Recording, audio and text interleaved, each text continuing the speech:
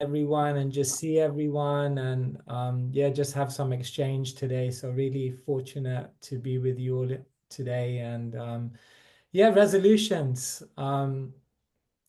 I guess I'll just kick off by saying I think resolutions, I have to say I'm not a resolutions person. I set goals for the year, but what I try to set more is like a meditation for the year. But I think resolutions are powerful. And I guess I just want to kick off by saying that I think all of us just look at ourselves and think we could be doing better. And I think when we think that I could be doing better, it can either depress you or it can excite you, depending on what vision you have. I think when we look at ourselves and we think we have so much more creativity, we have so much more potential, we have so much more untapped abilities that we've been given, and how do we bring it out? And I think when we look at our lives and think that and make a plan, then it becomes really exciting. And I don't think it has to be depressing. So I think the first thing that the Bhagavad Gita teaches us, which many of you have heard me say, is that where we are doesn't determine who we are. And I think this is like something that we just need to instill in our consciousness that at any point, we can turn it around, we can move it forward, we can move towards our cherished aspirations. And I think and I think that's why resolutions are a great thing because they help us to start making that journey. So yeah, I just kick off by saying where you are doesn't determine who you are, but where you are is a starting point. And if we have a vision, an orientation, and the right association, then we can move forward. Yeah. Beautiful. So you said that for some of us we can get excited about the prospect if we're thinking that, well, we could be better. And Correct. for some of us that can be something that can excite us, but for some of us it may make us feel a little negative. So if there's anyone here who's feeling a little bit negative, and if the idea of that we're not necessarily fulfilling our potential or living up to our potential, if that's making us feel a little bit down, what wisdom could you share to help us sort of shift that perspective and start looking at things more positively so that we can move into 2025 with a positive frame of mind? I think the first thing is we should look back in our lives and we should see that we have changed things. Small things, we have evolved, we've transformed. And that shows that it's possible and that it's achievable. And what we just have to do is we have to be wise and we have to know like what has created change in me previously, what's worked, what elements have I introduced that have given me that strength and that capacity to really change something in my life.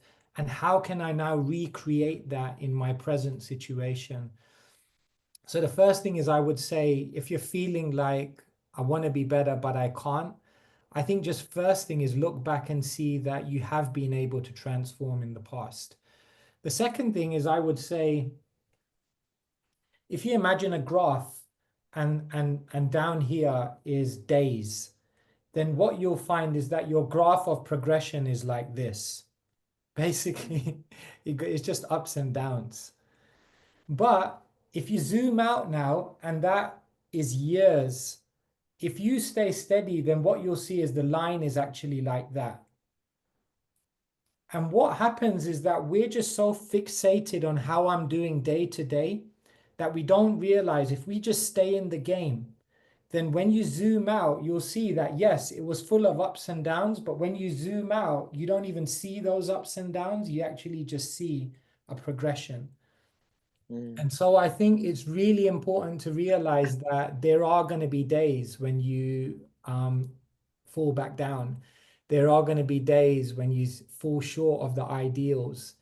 And it's just about picking yourself up again and just moving on with positivity. So um, yeah, that's just another thing I'd say on that, that if you think you can't change because you always go back to how you were, change is always like that. It's full of ups, but overall you're going up like that. Mm.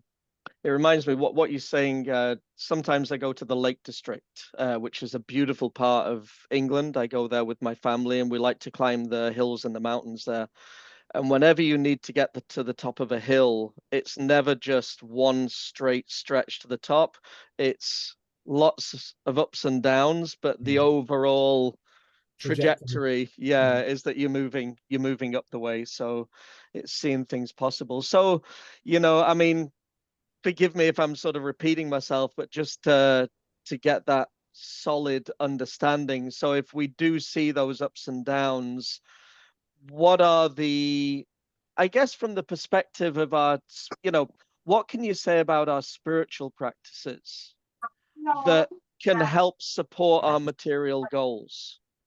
Because everyone here today is here because they have some interest in wisdom, in spiritual life, in the Bhagavad Gita, and thinking more deeply.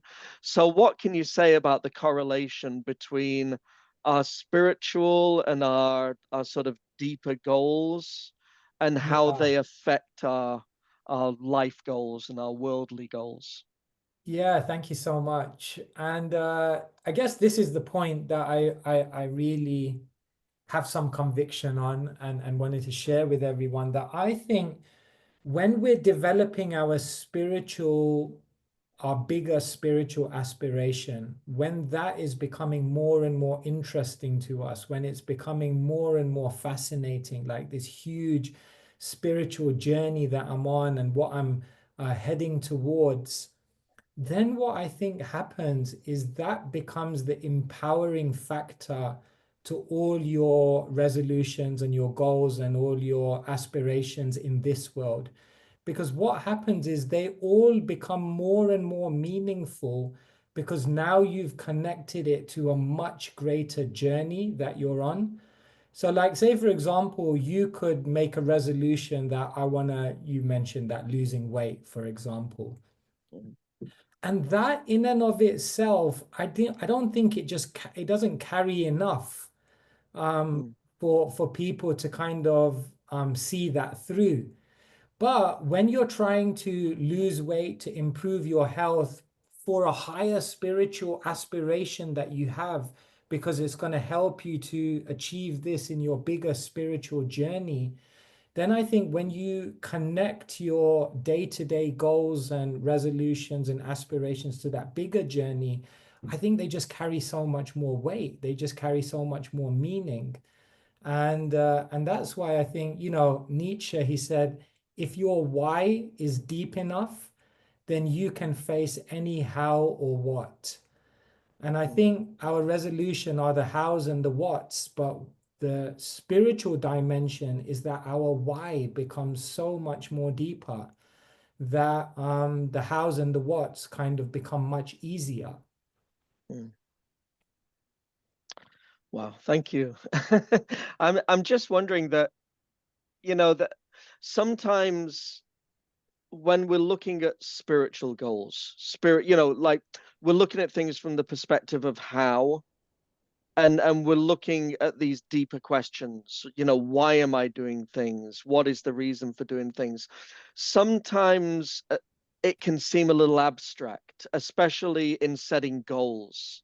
So how can we establish, and not just how, but can you give some practical advice on the types of goals that we can set for ourselves that can be centered around spiritual goals, but in a very practical way that we can measure? Can you say something about that? Yeah, I set a few types of goals. I set a learning goal. I set an experiencing goal.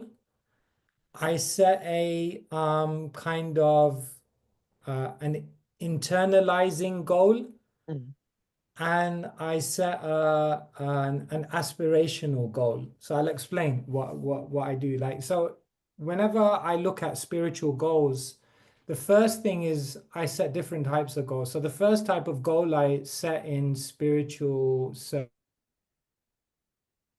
just to learn new things, just to learn. That could be a reading goal, or it could be a discussion goal, or learning from a person, just something which upgrades my understanding. I think what we try to do is we try to make goals which are of a very, like, just a uniform type of goal. But I think there are different types of goals. So the first thing is a learning goal. Mhm. Other types of goals I set in spiritual circles are experiencing goals.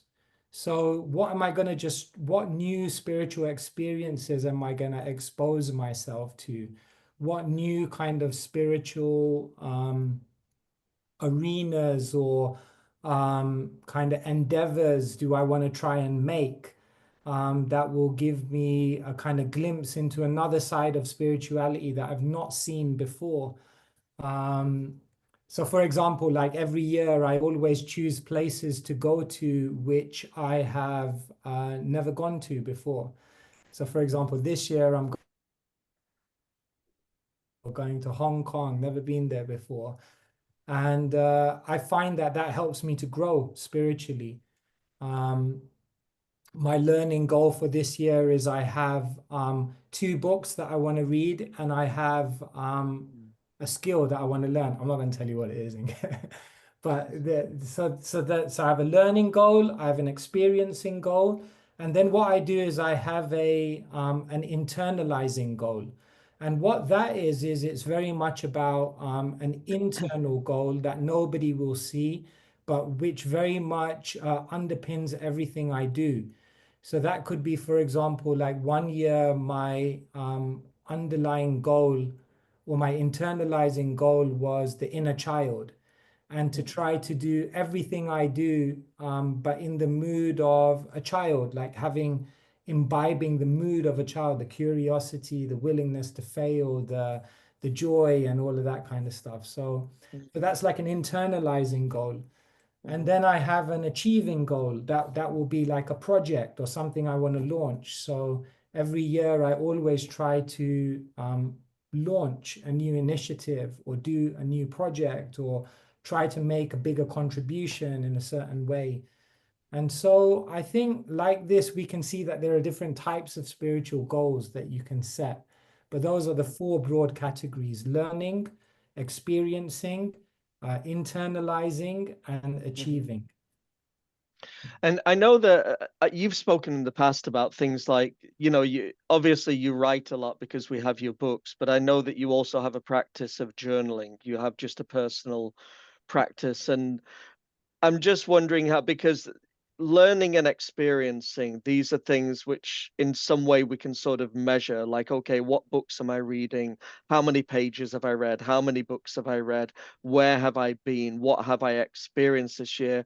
But the more internal things, how do the things that we can measure, how do they sort of correlate with the things that maybe for some of us seem a little more abstract? So how can we get those deeper things through our practices? I hope that makes sense. I think internalizing qualities have to be externalized.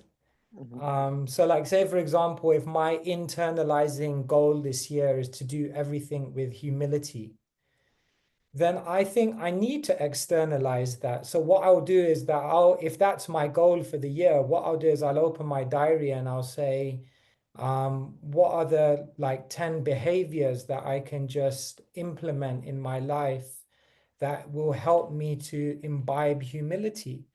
What I'll do is when I open my journal, if that's my goal to conduct myself with humility, um, when I write journal entries, I'll reflect in every situation. What could I have done to carry myself with that humble spirit? So I think internal goals have to be externalized, Hmm. and then they very much sit in your heart in a deeper way. Yeah, it's without tangible things like we're not going to get very far. So what you can't measure, you can't succeed in. So to some extent, we have to be able to measure it. Yeah. Yeah. Yeah, I had just to share an experience which I think matches with that. Yesterday, I was speaking with a couple of friends, and we were reading a book together. And the book we were reading was really emphasizing the importance of attentiveness.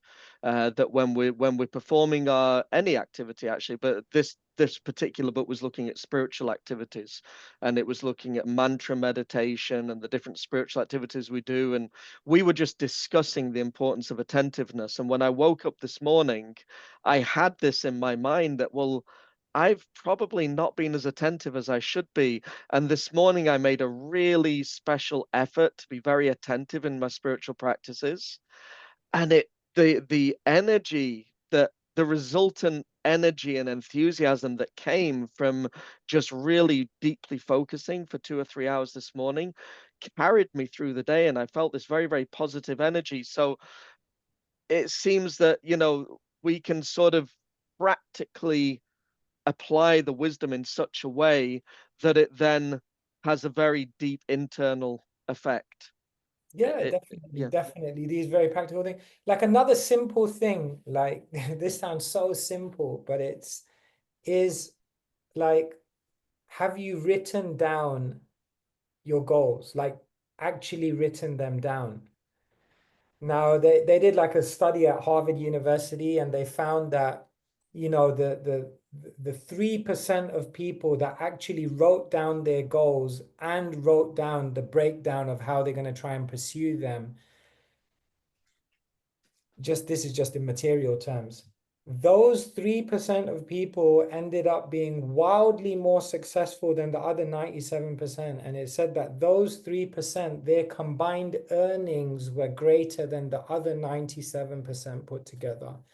Now, I'm not going to just give you all these statistics here and all these kind of things, but it's just a simple point that when we actually write something down and create an intention, and just create a seriousness around it. Like the greatest project in life is the project on ourself.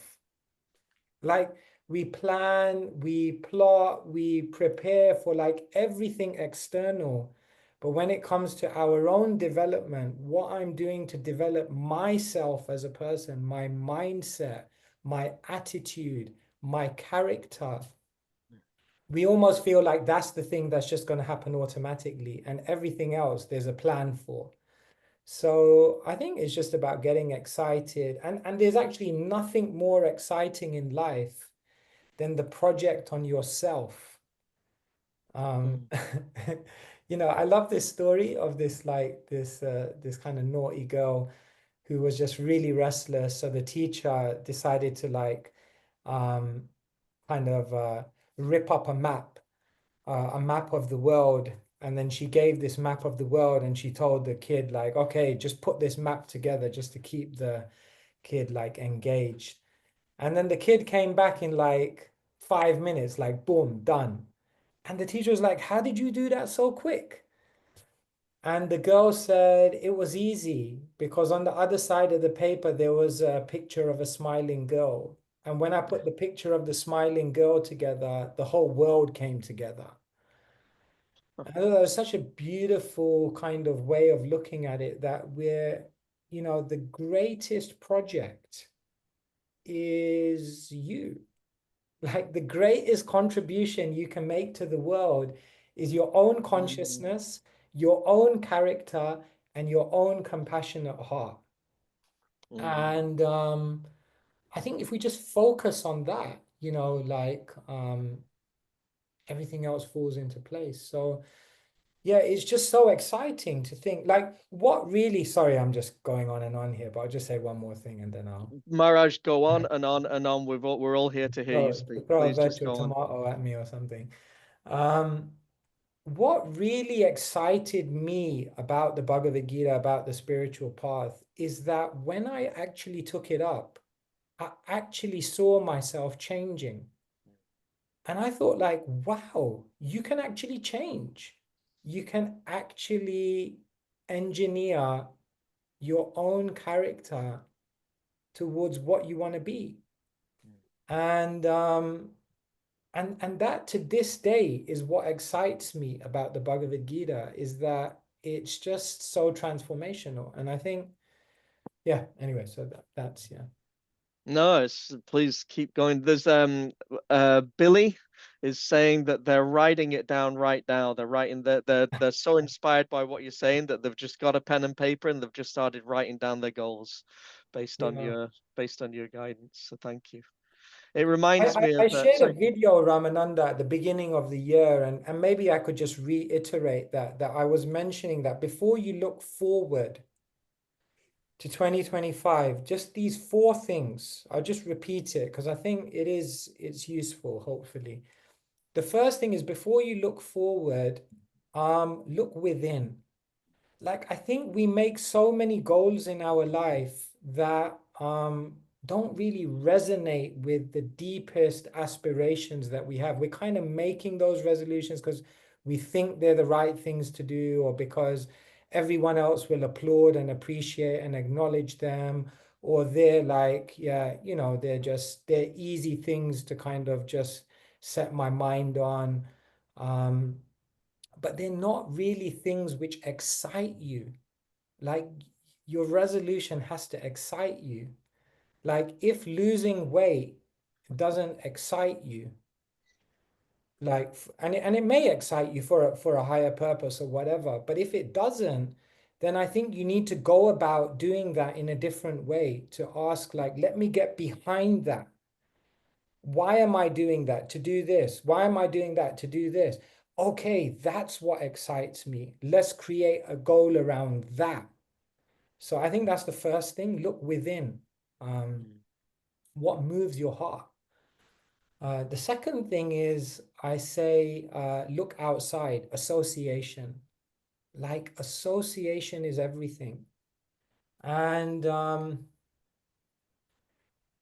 my good friend Jay Shetty, he used to tell me three people are important in your life. You need cheerleaders. I don't not literally, but I'll explain in a minute. You need cheerleaders, you need challengers, and you need check-ins. And I thought this was great. Like, and luckily I was just doing this unconsciously. But if it's not there in your life, the first thing is you need just cheerleaders, just people who encourage you, like people who are positive, people who are just like give you good energy. Then you need challengers. You need people who are like, yeah, that's good, Ramananda, but are you really going to be able to do it? But why do you want to do that? You need people who can actually challenge your way of thinking. And then you need a check-in. You need someone who you just go to and say, like, I did it or I didn't do it. And that accountability. So look within, look inside, look outside, make sure you have the right people around you. Look behind, like I was talking about, look at what goals have worked in your life before and ask yourself, why did they work? Why did they not work? And let's just learn and create a better situation so that we can actually be have a better chance of success. And then look above. And we talked about mm, that as well, like connect all of your goals to something higher, um, mm, a higher journey. mm. So yeah, I think when we do those four things, then we can look forward, and Nice. So that's look within, look outside, look behind, and look above. I've yeah, written it down. I've written it down. Now I'm writing them down. One of the things that occurred to me as you were speaking, because, some of the goals that we may have may be sensible, sensible goals, like, for example, we might want to shift the reason, the motivation for why we want to achieve those goals to help us achieve the goals, but still they may be sensible, attainable goals. Could you say something about how to gauge whether the goals that we set for ourselves are even realistic, attainable, and sensible goals? How do we consider, well, who I am as a person, what am I personally capable of achieving? Should we have the view that I can do anything, with the right type of mentality, I can do anything? Or should we have a sort of grounded sense that, well, to be honest, I probably couldn't be an astronaut. So let's just move that one aside for now, you know. So could you say something about balancing, you know? Ramananda, I'm gonna answer that by just getting to the root of something which I think I lacked in my life a lot. And thankfully I received, and I now keep a conscious effort to keep in my life. Some time ago on Instagram, I did a session on the 5 mistakes I felt like made in my life, the 5 of 5,000. But the five, and one of the ones that I came up with was helpless means hopeless. And I was just talking about how in my life I never really had a coach for a long time. I never had a mentor. I never really had a guide. I never really had someone who knew me and who was pushing me and who was, um, to some extent, doing all of those things, cheerleading me, challenging me, and who I was checking in with. And if there's one resolution that I would say everyone should make, which will help every other resolution, is try to see if you can start cultivating a relationship with a coach figure in your life. Um, and I think those relationships look different for different people. Um, but someone who is helping you navigate this world is like we all need that. And nowadays I have multiple coaches. Like recently, I felt like I'm getting lazy in my thinking. Like I just don't think anymore. I hope I do, but not as critically as I think I could. So I was like thinking about 2025, 2024. I was thinking, I need to start like be more, I need to expand my thinking capacity. Like I'm just getting like slow. And so what I did is I have a friend, he's a PhD, he's a professor, and he's a wonderful person. And I just said, like, you got to be my academic coach now. Like, you got to set me readings. And so he started setting me readings.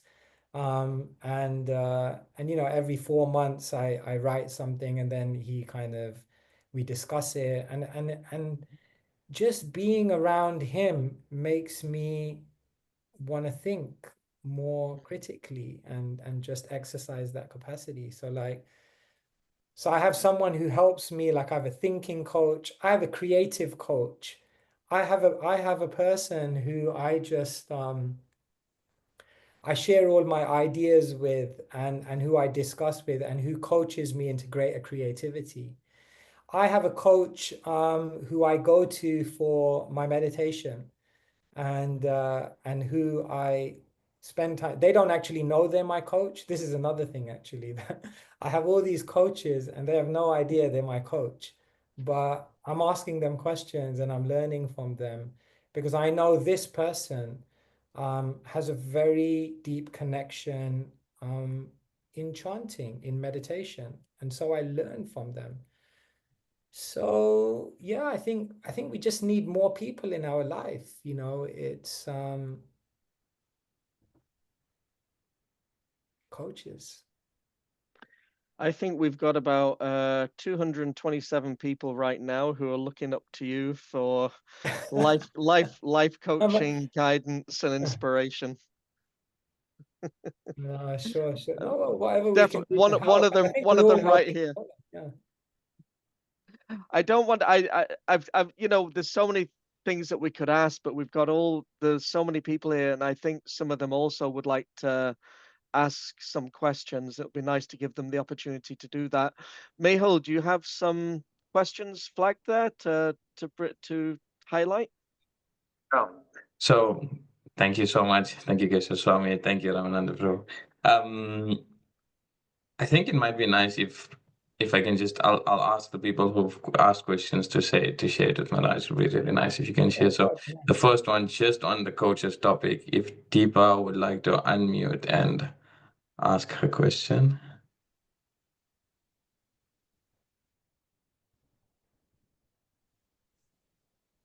Deepa? I think she's struggling to unmute. Oh, Deep. Deepa, can you unmute and ask your question? Let's ask the question on Deepa's behalf. How do we go about finding such a coach type figure in our life? Oh, good. Yeah, I think Deepa, just go on the journey. Just learn from people, ask people questions. Think about, who do you appreciate? What do you appreciate about them? I think, like any relationship, it's just, first we have to want to form that relationship. I think the second thing is just going out, meeting people, connecting. And then I think the third thing is just being someone's student for a while and just taking some feedback, put it into practice, see if it helps you, and then developing that relationship kind of organically. So yeah, just go out there and speak to people, learn from people. I think is the most beautiful thing, just to learn from individuals, because everyone has something to give. Thank you. The next person I have is Jaya. Jaya asked a question early on in the talk. If Jaya would like to unmute. Hare Krishna, everyone. Can you hear me? Yes. Yes, we can hear you. My question was like, this year actually I started my year a bit differently. Likewise, what you were mentioning, I have also realized that having long-term resolution really didn't help for me. So I have started having kind of like really short-term goals, what I can do. I have taken a lot of like lessons from last year. What are the big things? What are the things that I really like? What things happened unexpectedly, but it was a really learning journey. And I'm hoping 2025 will be the same. However, I sometimes find myself struggle to stay consistent, and I find myself blaming my environment and my shifting priorities. So, so that's where my struggle is. Like, how can I maintain my focus? So I do know my main thing, what I want to be, but when it comes to like for the day-to-day things, I find myself struggling how to keep up at it. Thank you so much, Jay. Yeah, so you're saying in a changing, volatile environment, things around you are constantly evolving, and how do you stay consistent in all of that, all Yes. of those changes? Yeah, thank you so much. The first thing I want to say, Jaya, is don't always see changing circumstances as a problem. Remember, divinity is on your side. And if you make sincere goals to try to improve yourself, then everything that's arranged by providence around you is actually supportive, even if sometimes it feels disruptive. And so I think the first thing is, I would say that we tend to have this kind of default mentality that change is bad, that when something uh, transpires against how I planned it to happen, then it's bad. But sometimes those changing environments, those changing situations around us, what they're actually doing is they're supporting us in actually evolving towards what we're trying to become. They say a smooth sea never made a good sailor. And therefore, the first thing is, I would say, Jaya, don't see like the changes around you, the volatility of the world, the unexpected things that happen. Don't always see that as something negative, but say, okay, this has come. This has come by providence. This has happened. How can I utilize it? How can I utilize it for my advantage? You can't change the winds of life, but you can change the direction of your sails to take advantage of those winds to still navigate your boat. And I think this is a great art of life, to learn this fluidity, this flexibility. You see, when you're physically fit, one of the signs of physical fitness is that you're flexible. I'm not flexible. But the sign of someone who's physically fit is that their body is flexible. Did you know the sign of somebody who's mentally fit is that they're flexible? They're able to adapt to changing environments. Because you know what, Jaya? The world is always changing, and it's going to continue changing, and it will never remain consistent. And therefore, if we try to build consistency on external stability, we'll always be defeated. But when we develop consistency by utilizing external situations to our advantage, then we learn the art of flexibility and fluidity.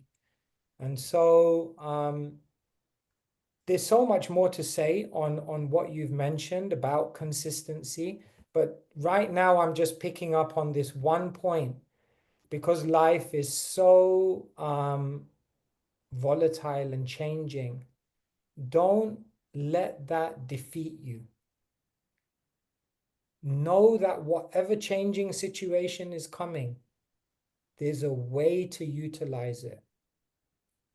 You know, there's this story of a donkey that kind of fell in a trap, and it fell in this kind of hole, and it was just thinking, I'm doomed, I'm just going to die here. And it was, and then to make matters worse, someone started like throwing dirt into the hole, and was thinking like, not only am I going to die here from starvation, I'm going to get buried alive.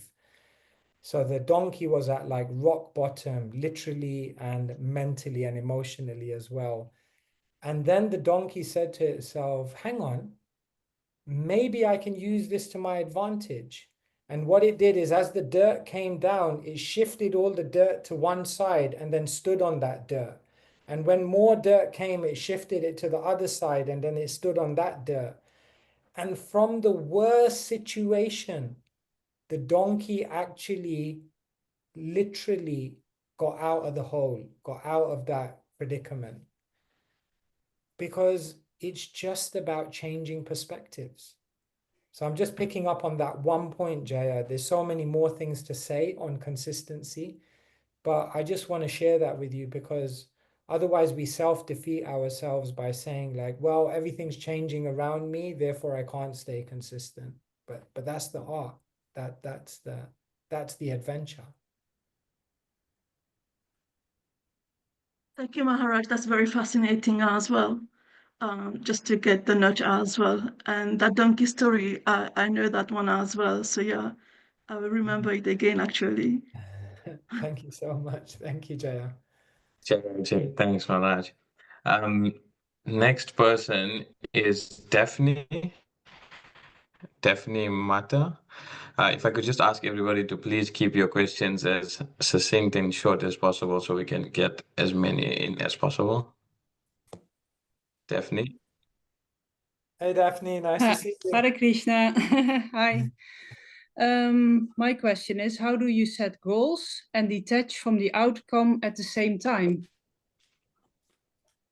Amazing. Yeah. So how do you set goals and detach yourself from the outcome at the same time?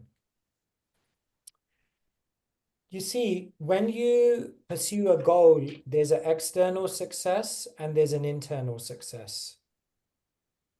And what Krishna explains is that the external success you're not in control of. But the internal success, if you follow your aspiration with intention, with intensity, with effort, with endeavor, then in terms of internal success, you'll always be successful. And so there's a way in which you can follow your goal, focus on the process, don't obsess about the external success, and know for sure that if you focus on the process, the internal success is always there. Like, I'll give you an example. Say, for example, my goal is to get an A in all of my subjects at school. Now, I could be attached to the goal, the result of getting an A in every subject, but to some extent, that's not in my control. What is in my control is how many hours I'm going to study, how much intention and effort I'm going to put in, how much I'm going to utilize all the different things that are available to me to increase my knowledge. In other words, we need to start getting the list down of everything that is within our control, and we need to start focusing on that. Then what happens, Daphne, is once you focused on that, you may end up getting A's or you may not.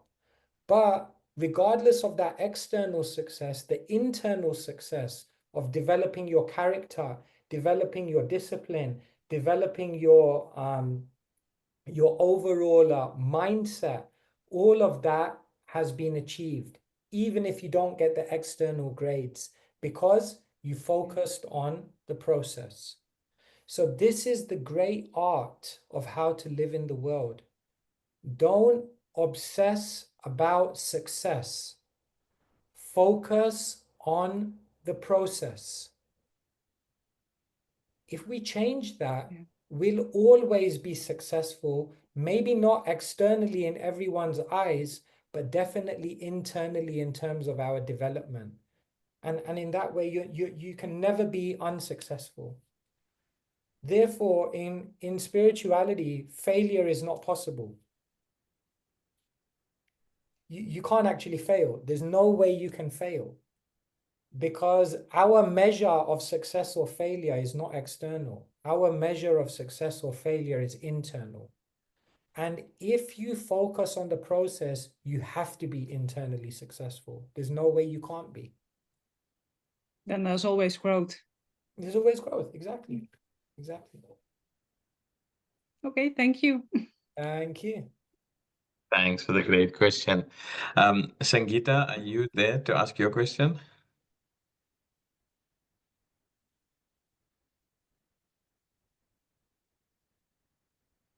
Hare Krishna. Hare Krishna. Well, thank you so much for sharing so many gems so far, and for us to implement. My question, I hope, will support others as well. How can we reflect on our mindset and internal dialogue to support our goals and overcome thought patterns that don't support our higher self? Okay, thank you so much. So how do we focus on our inner dialogue, our thought patterns, our mindset, our narrative? Because sometimes that can be the worst enemy. They say it's you versus you. And it's sometimes our mind is just defeating us because of the negativity that's there. So how do we change those narratives that are there? Thank you so much. Yeah, well, Arjun asked exactly the same question to Krishna in the Bhagavad Gita. And he says that, you know, the mind is restless, it's stubborn, it's often negative. And to control it, Krishna, it seems an impossible task. How do we rewire, remold the mind? And that's a whole discussion which is contained within the Bhagavad Gita. But basically, narratives, Krishna says, are changed through two primary techniques. And in Sanskrit, he says vairagya and abhyasa. You can think of, I'm going to define these terms more generally.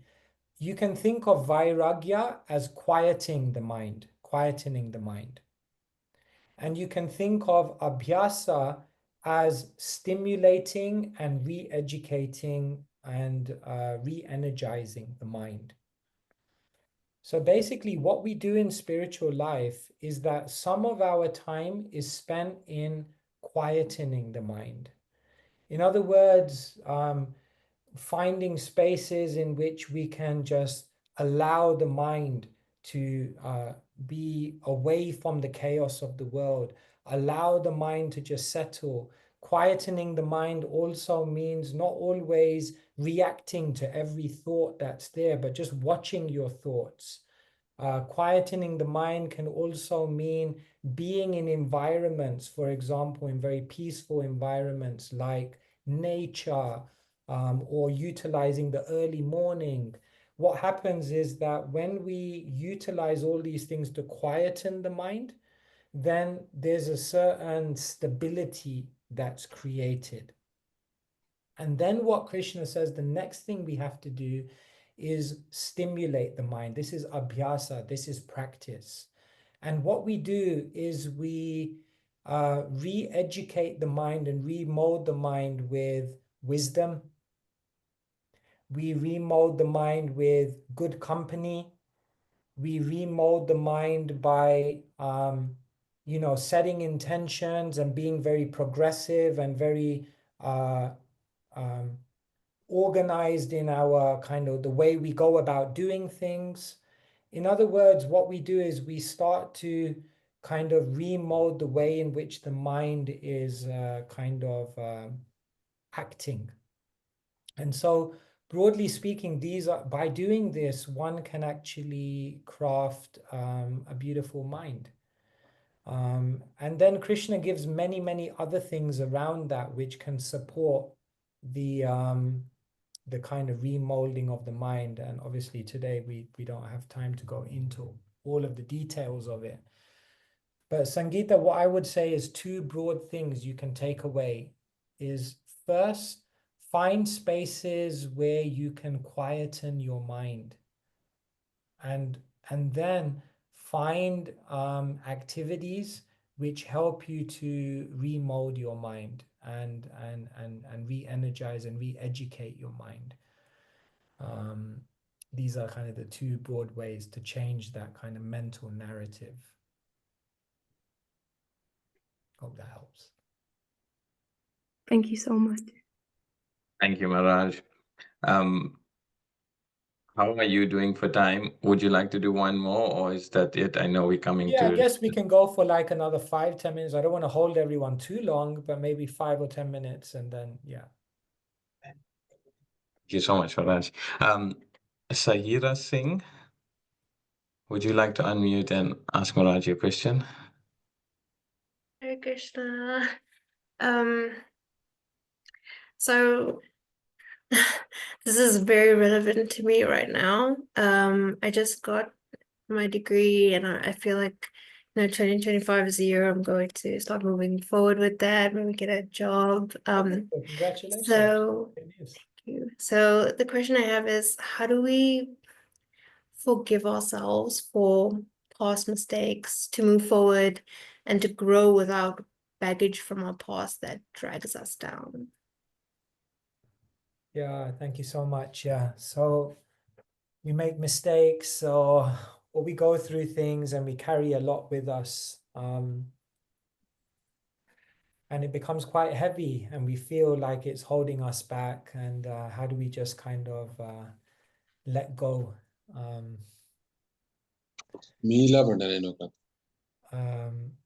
So again, a lot can be said about this, but I'll just say one major thing that in my life I've found really helps me to move on from seeming regrets of the past.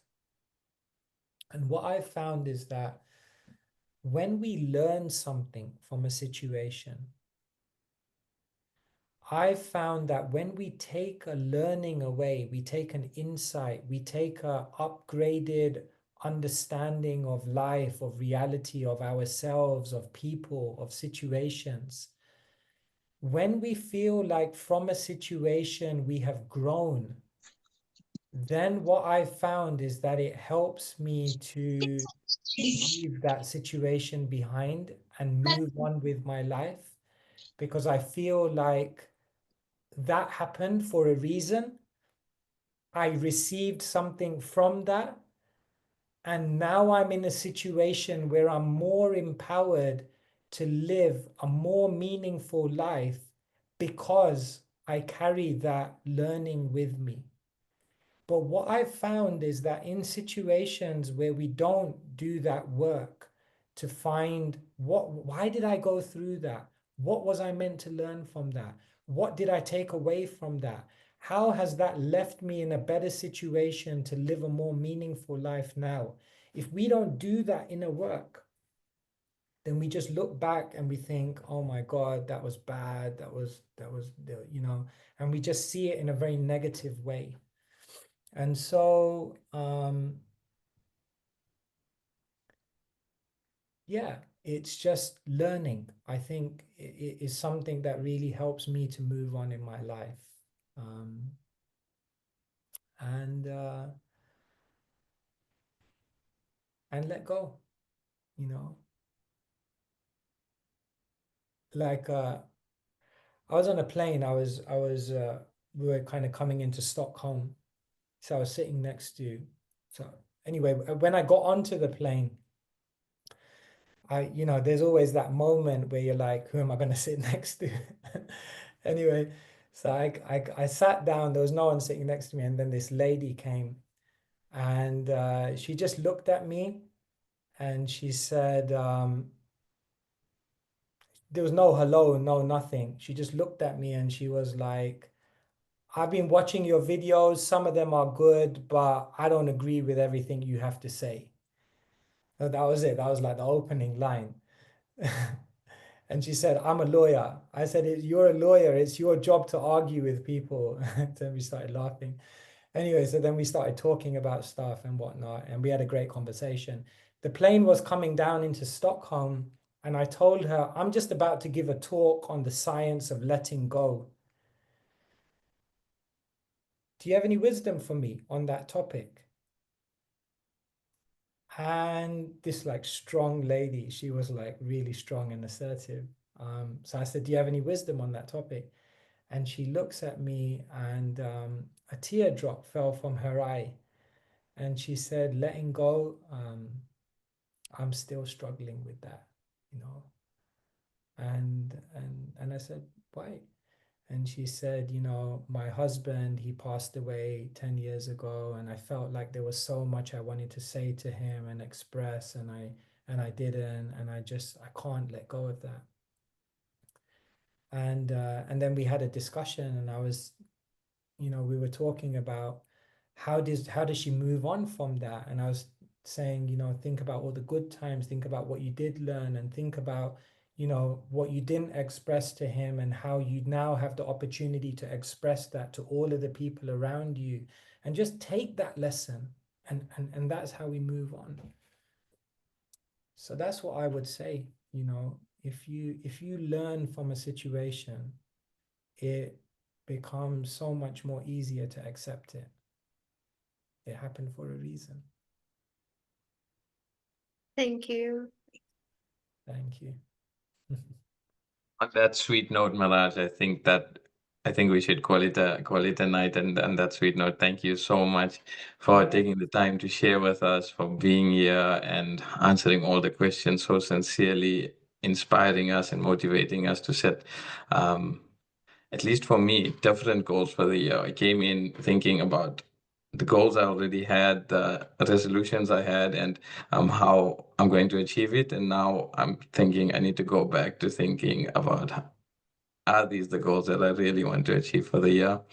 The biggest point I took away was focusing on internal goals rather than external goals, and noting that the greatest project is you, my own character and compassionate heart. And if I can work on that, that will be the greatest success of the year for me.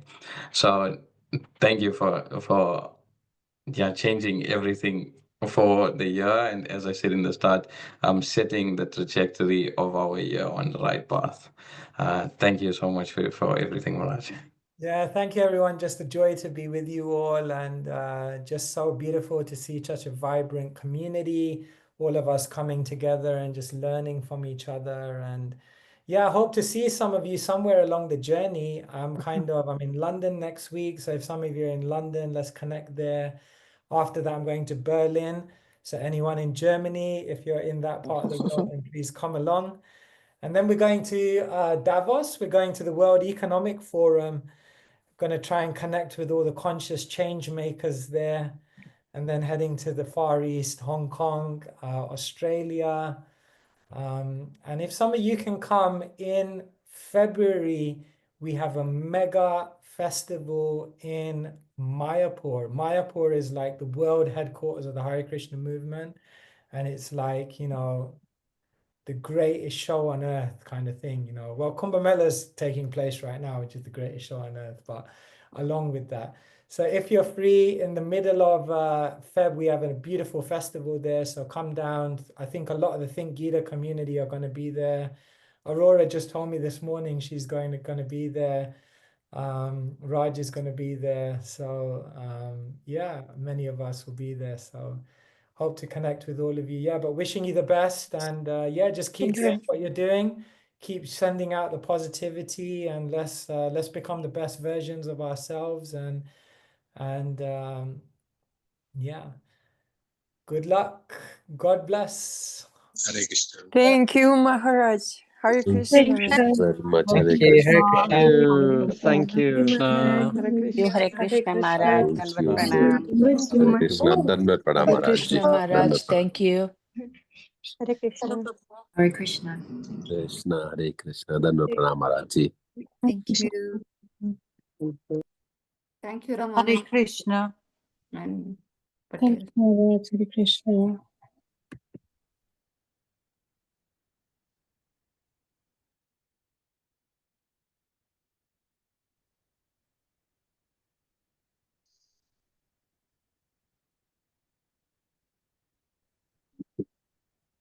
These are just exciting events that are happening. So please try and take pictures of the screens and scan the QR codes if you'd like to find out more.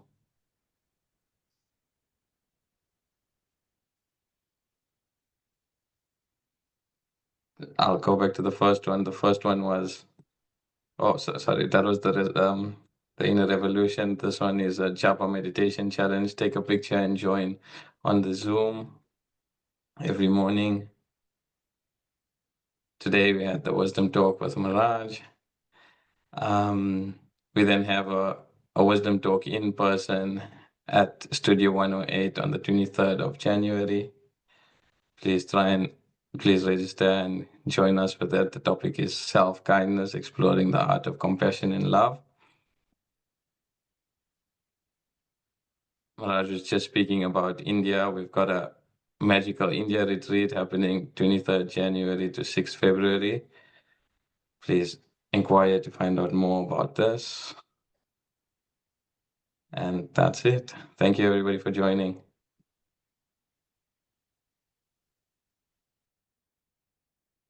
Thank you.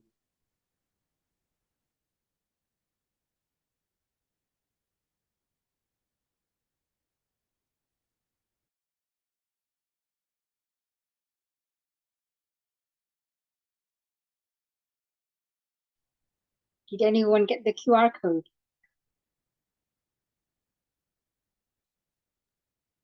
Which QR code were you looking for? The one in the beginning? Sure. Let me just share that again with you.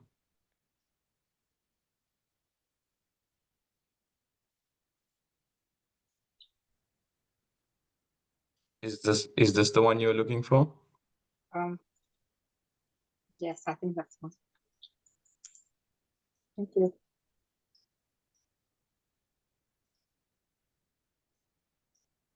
The one after that? What's the one after that, please? Yeah, this one. I think I got the rest. Thank you. Hare Krishna. Hello. I was trying to join the Think Gita, the Bhagavad Gita course this evening, but I couldn't, and I managed to find this, but yeah, I couldn't access the course. It wasn't working. I don't know why not. Which course was this? The introduction, the one you just showed the Yes. screen for, So I signed up, but I couldn't log in. It wasn't taking me to a Zoom chat. It took, eventually I spoke to somebody and they sent me this link, but this isn't course. Yeah. Was it today? Yeah, it was.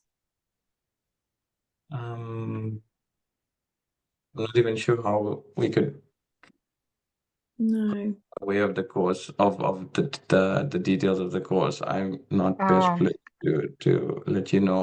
I would be able to share the link with you. Just Thank give me a you. second. Yeah, because I was also part of this. I guess it's the 8 p.m. Yeah. So I logged in, and then every time I click on join the class, it wouldn't let me. And eventually I joined something, but I joined this, but it was 3/4 of an hour. Okay, I think you were lucky. Yeah. Okay. Well, I wish I'd joined earlier, but yeah. I would just share it in the chat. Thank you. Was it a Zoom link? Ah, thank you very much. Okay, because I don't want to. I guess I mean you should be part of a WhatsApp group, I guess. Yeah, I am part of a general WhatsApp group about it, but it wasn't a WhatsApp group just for this session, and so okay, then yeah, I don't know, but thank you. I'll try and see if that gets me onto it.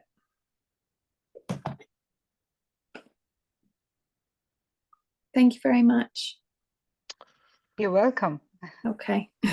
Sorry, Danny, if you see in the chat box, yeah, if you want to send me your contact details, I can forward them to the people who are sort of dealing with the whole admin of that course. Oh yeah, great. And I can make sure that someone gets in touch with you personally just to resolve any problems that are there. So sorry for any problems that arose. No, that's okay. Who should I send? If you look on the chat box, you'll see, if you just actually just a second, I'll send you a direct message now and then you can just reply. Great, thank you. Did you get that? Oh yeah, great. So just send me whatever contact details, whether it's an email or a WhatsApp number. Yeah. Whereabouts are you? Are you in the UK? Yeah. St Albans. So okay. Yeah. Okay, got it. Let me just copy that. Thank you. Danny's my partner, I'm Claire. Oh, okay. Just a second. Just give us 2 seconds, make sure I've got this. Thank you.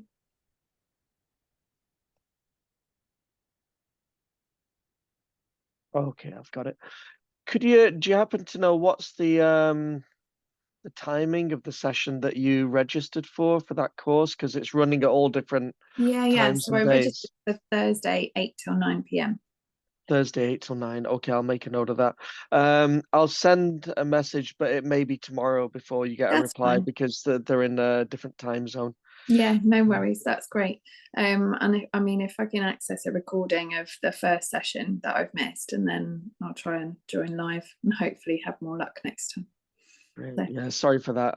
Anyway, yeah, we'll keep in touch and hopefully we can resolve anything. No problem. Okay. Thank you so much for coming this evening. No worries. Bye. Bye-bye.